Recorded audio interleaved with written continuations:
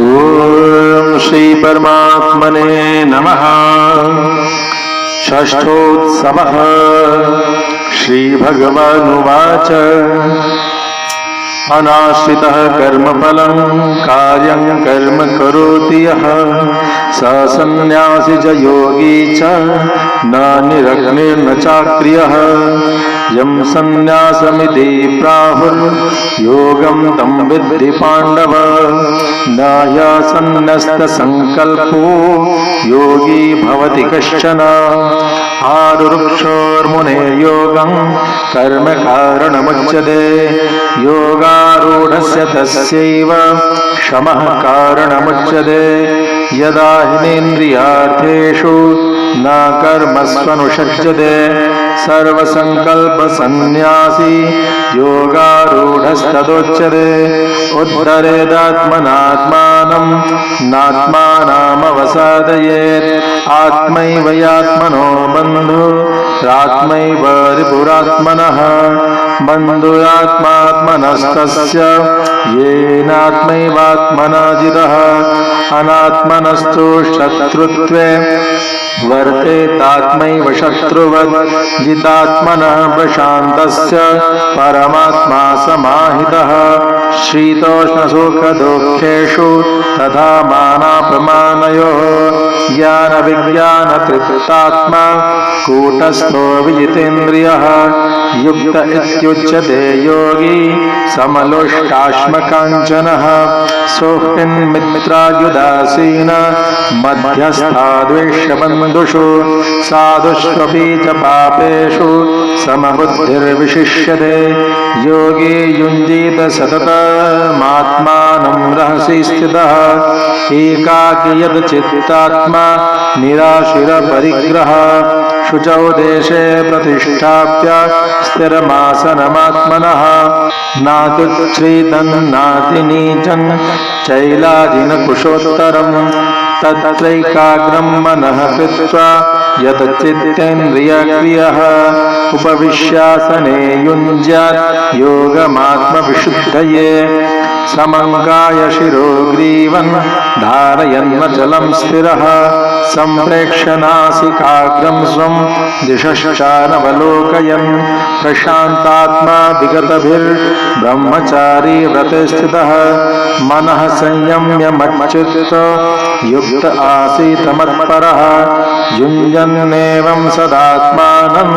योगी नियतमानसः शान्तिं निर्वाणपरमां मत्संस्थामधिगच्छति नात्यश्नतस्तु योगोऽस्ति न चैकान्तमनश्नतः न चाति स्वप्नशीलस्य जाग्रतो नैव चार्जुन युक्ताहारविहारस्य युक्तचेष्टस्य कर्मसु युक्तस्वप्नावबोधस्य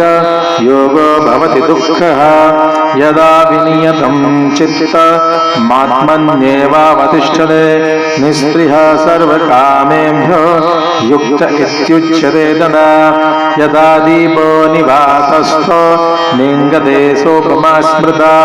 योगिनो यत् चित्तस्य युञ्जतो योगमात्मनः यत्र परमते चित्तं निरुद्धं योगसेवया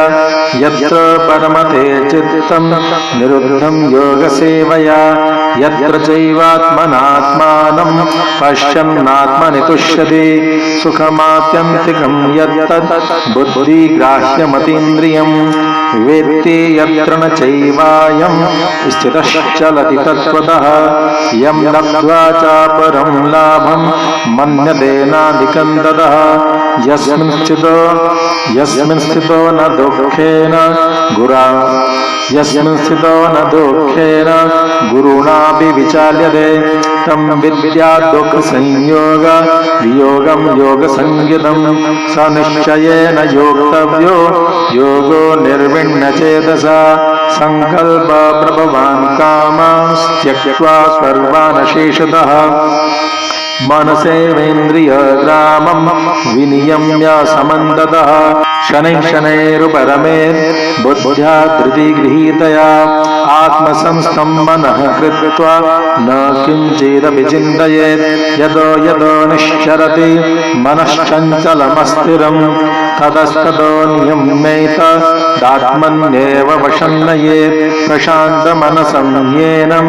योगिनं सुखमुत्तमम् उपैति शान्तरजसं ब्रह्मभूतमकल्मषं युञ्जन्नेवं सदात्मानं योगी विगतकल्मषः सुखेन ब्रह्म संस्पर्श मत्यन्तं सुखमश्नुते सर्वभूतस्थमात्मानं सर्वभूतानि चात्मनि ईक्षते योगयुक्तात्मा सर्वत्र समदर्शनः यो मां पश्यति सर्वत्र सर्वं च मयि पश्यति तस्याहं न प्रणश्यामि स च मे न प्रणश्यति सर्वभूतस्थितं यो मां भजत्येकक्षमास्थितः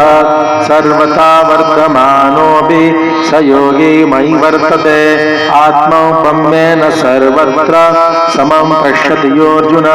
सुखं वा यदि वा दुःखं स योगी परमो मतः अर्जुन उवाच योऽयं योगस्त्वया प्रोक्तः साम्येन मधुसूदन एतस्याहं न पश्यामि चञ्चलत्वात् स्थितिं स्थिरां चञ्चलं हि मनः कृष्ण प्रमाथि बलवदृढम् तस्याहं निग्रहं मन्ये वायोरिव सुदुष्करम् श्रीभगवानुवाच असंशयं महाबाहो मनो दुर्निग्रहं चलम् अभ्यासेन तु कौन्तेय वैराग्येण च गृह्यते असंयतात्मना योगो दुष्प्राप इति मे मतिः वश्यात्मना तु यतदा शक्यो वाप्तुमुपायतः अर्जुन उवाच अयति श्रद्धयोपेतो योगाच्चलितमानसः अप्राप्तयोगसंसिद्धिं कां गतिं कृष्ण गच्छति कच्चिन्नो भयविभ्रश्च छिन्नाभ्रमिव नश्यति अप्रतिष्ठो महाबाहो विमूढो ब्रह्मणः पदि एतन्मे संशयं कृष्ण चेत्तुमर्हस्य शीर्षतः त्वदन्या संशयस्यास्य चित्ता नायुपपद्यते श्रीभगवानुवाच पार्थ नैवेह नामुत्र विनाशस्तस्य विद्यते न हि कल्याणकृत् कश्चित् दुर्गतिं प्रादगच्छति प्राप्य पुण्यकृतां लोकान् उषित्वा शाश्वती समाः शुचीनां श्रीमताङ्गेः योगभ्रष्टो विजायते अथवा योगिनामेव कुले भवति धीमताम् एतद्धि दुर्लभतरं लोके जन्म यदीदृशं तत्कृतं बुद्धिसंयोगं लभते पौर्वदेहिकं यत् ते च ततो भूयाः संसिद्धौ कुरुनन्दन पूर्वाभ्यासेन तेनैव ह्रियते यवशोऽपि सः जिज्ञासुरपि योगस्य शब्दब्रह्मादि वर्तते प्रयत्नाद्यतमानस्तु योगी संशुद्धकिल्बिषः अनेकजन्म संसिद्धस्ततो याति पराङ्गतिम् तपस्विभ्योऽधिको योगी ज्ञानिभ्योऽपि मतोऽधिकः कर्मिभ्यश्चाधिको योगी तस्माद्योगी भवार्जुन योगिनामपि सर्वेषां मद्गतेनान्तरात्मना श्रद्धावान् भजते यो मां समे युक्ततमो मतः ॐ तत्सदिति श्रीमद्भगवद्गीतासु उपनिषत्सु ब्रह्मविद्यायां योगशास्त्रे श्रीकृष्णार्जुनसंवादे आत्मसंयमयोगो नाम षष्ठोत्सवः श्रीकृष्णार्पणमस्तु।